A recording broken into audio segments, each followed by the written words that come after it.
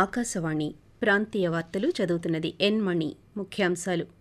రాష్ట్రంలో ఆగస్టు 15వ తేదీన అన్న క్యాంటీన్లు ప్రారంభించనున్నామని పురపాలక శాఖ మంత్రి పొంగూరు నారాయణ తెలియజేశారు.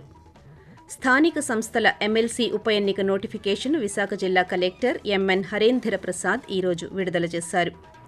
ఇటీవల కురిసిన వర్షాల కారణంగా రాష్ట్రంలో అన్ని నీటి ప్రాజెక్టులు నిండుతున్నాయని మంత్రి నిమ్మల రామానాయుడు తెలిపారు.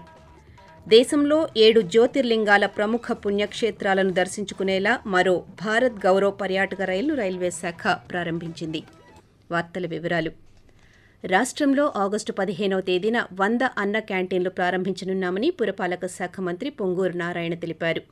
ఈ రోజు మున్సిపల్ కమిషనర్లతో మంత్రి నారాయణ దృశ్య మాధ్య సమావేశం నిర్వహించారు. ఈ సందర్భంగా అన్న క్యాంటీన్ల ఏర్పాటు, డ్రైన్లలో పూడిక తొలగింపుపై కమిషనర్లకు మంత్రి పలు సూచనలు చేశారు.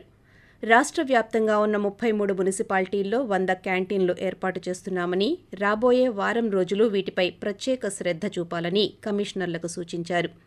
అదేవిధంగా డ్రైన్లలో పూడికతీత పనులు త్వరితగతిన పూర్తి చేయాలని ఆదేశించారు. మున్సిపల్ శాఖ ప్రత్యేక ప్రధాన కార్యదర్శి అనిల్ కుమార్ సింఘాల్, డైరెక్టర్ హరినారాయణన్ ఉన్నతాధికారులు ఈ సమావేశానికి హాజరయ్యారు. స్థానిక సంస్థల ఎమ్మెల్సీ ఉప ఎన్నిక నోటిఫికేషన్ను విశాఖ జిల్లా కలెక్టర్ ఎంఎన్ హరేంద్ర ప్రసాద్ ఈరోజు విడుదల చేశారు. నామినేషన్ల ప్రక్రియ ఈ రోజు నుంచే మొదలైందని, ఈ నెల 13వ తేదీ వరకు కొనసాగుతుందని ప్రకటించారు.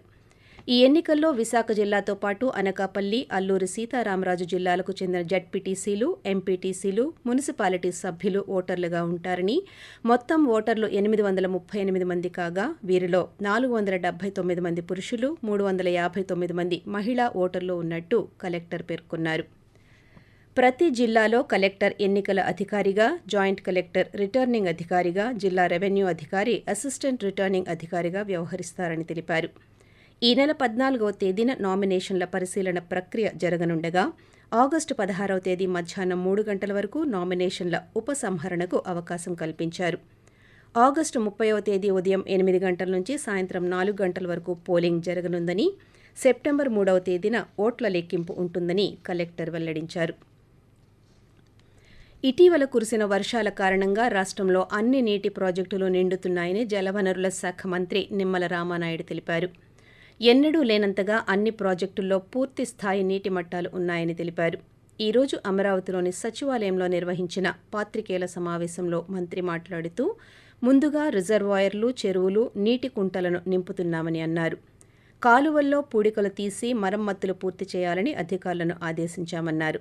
రాయలసీమకు సాగు, తాగునీరు అందిస్తున్నామని మంత్రి తెలియజేస్తూ, ఖరీఫ్ పంట ఏదైతే ఉందో వ్యవసాయ అధికారులు కూడా దాని మీద శ్రద్ధ పెట్టి కొంచెం ముందస్తుగా ఆ ఖరీఫ్ ను కూడా తీసుకున్నట్లయితే వాళ్ళు కూడా నీటిని మనం సమృద్ధిగా రేపు మళ్ళీ సైక్లోన్స్ వచ్చే సమయానికి వాళ్ళ పంటని జాగ్రత్త చేసుకోవడానికి అవకాశం ఉంటుంది. పదే పదే ముఖ్యమంత్రి గారు కూడా చెప్తూ ఉన్నారు, ప్రతి నీటి బొట్టిని కూడా ఒడిసి పట్టి మనం ఆఖరి పంట పొలాల వరకు పంపించాలని చాలా క్లియర్ గా చెప్తూ ఉన్నారు. ఖచ్చితంగా రైతు సంక్షేమమే, రైతు అభివృద్ధి లక్ష్యంగా ఈ ప్రభుత్వం పనిచేయడం జరుగుతుందని చెప్పి తెలియజేసుకుంటూ, దేశంలో పర్యాటక రంగాన్ని ప్రోత్సహిస్తూ భారతీయ సంస్కృతిని తెలియజేసేలా రైల్వే శాఖ మరో భారత్ గౌరవ్ పర్యాటక రైలును ప్రారంభించింది. ఈ రైలులో ప్రయాణించి ఈ నెల 17 నుంచి 28వ తేదీ వరకు ఉజ్జయిని, ద్వారకా, సోమ్నాథ్, పూణే, నాసిక్, ఔరంగాబాద్ వంటి 7 జ్యోతిర్లింగాల ప్రముఖ పుణ్యక్షేత్రాలను దర్శించుకోవచ్చని IRCTC joint general manager Kishore Satya తెలిపారు. విజయవాడలో ఈ రోజు ఏర్పాటు చేసిన పాత్రికేయుల సమావేశంలో కిషోర్ సత్య మాట్లాడుతూ, విజయవాడలో ప్రారంభమైన ఈ ప్రత్యేక రైలు సికింద్రాబాద్ మీదుగా ఉజ్జయిని చేరుకుంటుందన్నారు.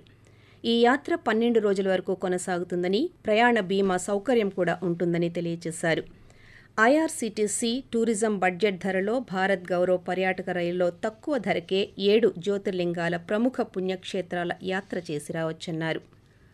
రాష్ట్ర ముఖ్యమంత్రి నారా చంద్రబాబు నాయుడు ఈరోజు YouTube CEO Neal Mohan, Google APAC head Sanjay గుప్తాలతో దృశ్య మాధ్యమ విధానంలో సమావేశమయ్యారు.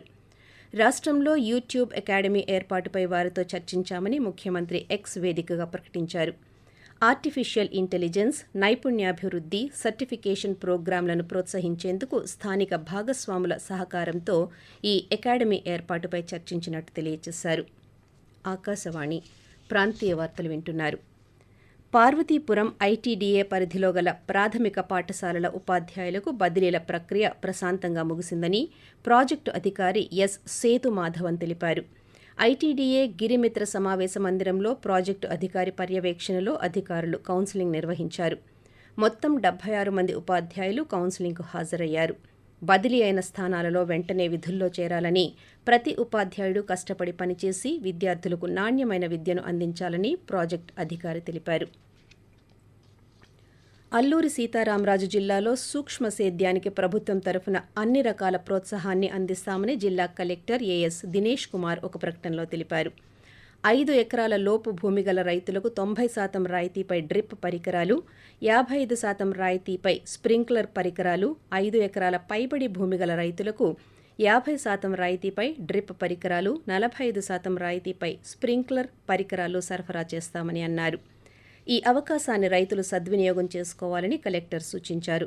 బోరు, బావి ఉన్న రైతులు తక్కువ ఖర్చుతో అధిక దిగుబడి, నాణ్యమైన ఉత్పత్తులు, అధిక నికర ఆదాయం సాధించడానికి సూక్ష్మ సేద్యం చేయాలని కలెక్టర్ పిలుపునిచ్చారు. బిందు సూక్ష్మ సేద్యం చేయదలిచిన జిల్లా రైతులు ఆధార్, సాగు భూమికి సంబంధించిన 1B, బ్యాంకు పాస్బుక్ ప్రతులు, ఫోన్ నంబర్ తదితర వివరాలతో సంబంధిత రైతు సేవా కేంద్రంలోని గ్రామ, వ్యవసాయ, ఉద్యాన సహాయకులను లేదా ఉద్యాన అధికారిని గాని కలిసి నమోదు చేయించుకోవాలని కలెక్టర్ సూచించారు. కాన్పు అయిన గంటలోపే పాలు బిడ్డకు తాగించడం వల్ల బిడ్డకు వ్యాధి నిరోధక శక్తి పెరిగి ఎటువంటి అంటువ్యాధులు రాకుండా ఉంటాయని అనంతపురం జిల్లా వైద్య ఆరోగ్య శాఖ అధికారి డాక్టర్ ఈబీ దేవి అన్నారు. అనంతపురం జిల్లా వైద్య ఆరోగ్య శాఖ ఆధ్వర్యంలో తల్లిపాల ఆవశ్యకతను తెలియజేస్తూ ఈరోజు అవగాహన ర్యాలీ నిర్వహించారు.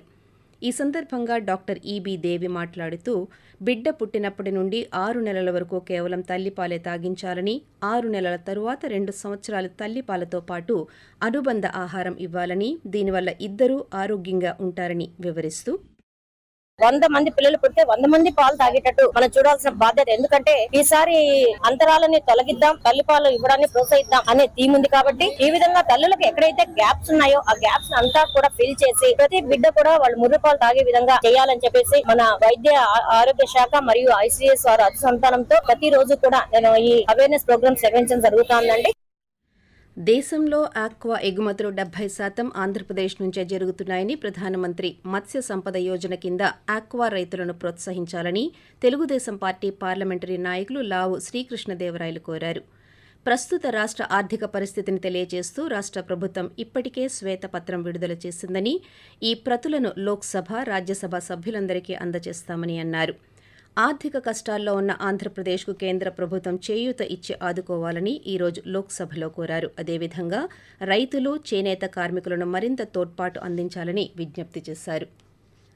మొక్కల పెంపకంపై రాష్ట్ర ప్రభుత్వం ప్రత్యేక దృష్టి సారించాలని జన చైతన్య వేదిక రాష్ట్ర అధ్యక్షులు లక్ష్మారెడ్డి విజ్ఞప్తి చేశారు. విజయవాడలో ఈరోజు ఆయన పాత్రికేయులతో మాట్లాడుతూ ప్రతి ఒక్కరూ పుట్టినరోజు, పెళ్లి రోజు, పండుగ రోజులలో ఇళ్ల వద్ద, పంట పొలాల్లో మొక్కలు నాటి వాటిని పెంచాలని సూచించారు. మొక్కలు నాటడమే కాకుండా వాటిని సంరక్షించేందుకు దృష్టి సారించాలని, నాటిన ప్రతి మొక్కను పసిపిల్లలా కాపాడుకోవాలని అన్నారు. చెట్లను పెంచడం ద్వారా పుష్కలంగా ప్రాణవాయువు లభించడంతో పాటు వర్షాలు సమృద్ధిగా కురుస్తాయని పేర్కొన్నారు. అధికారులు మొక్కల సంరక్షణపై సమావేశం నిర్వహించి మొక్కల పెంపకానికి కావలసిన తగు చర్యలు తీసుకోవాలని సూచించారు. ప్రకృతిని మనం కాపాడితే అది మన భవిష్యత్ తరాలను కాపాడుతుందని తెలిపారు. వార్తలు ముగించే ముందు ముఖ్యాంశాలు. రాష్ట్రంలో ఆగస్టు 15వ తేదీన అన్న క్యాంటీన్లు ప్రారంభించనున్నామని పురపాలక శాఖ మంత్రి పొంగూరు నారాయణ తెలియజేశారు. స్థానిక సంస్థల ఎమ్మెల్సీ ఉప ఎన్నిక నోటిఫికేషన్ను విశాఖ జిల్లా కలెక్టర్ ఎంఎన్ హరేంద్ర ప్రసాద్ ఈరోజు విడుదల చేశారు. ఇటీవల కురిసిన వర్షాల కారణంగా రాష్ట్రంలో అన్ని నీటి ప్రాజెక్టులు నిండుతున్నాయని మంత్రి నిమ్మల రామానాయుడు తెలిపారు. దేశంలో 7 జ్యోతిర్లింగాల ప్రముఖ పుణ్యక్షేత్రాలను దర్శించుకునేలా మరో భారత్ గౌరవ్ పర్యాటక రైలును రైల్వే శాఖ ప్రారంభించింది. ఆకాశవాణి ప్రాంతీయ వార్తలు ఇంతటితో సమాప్తం.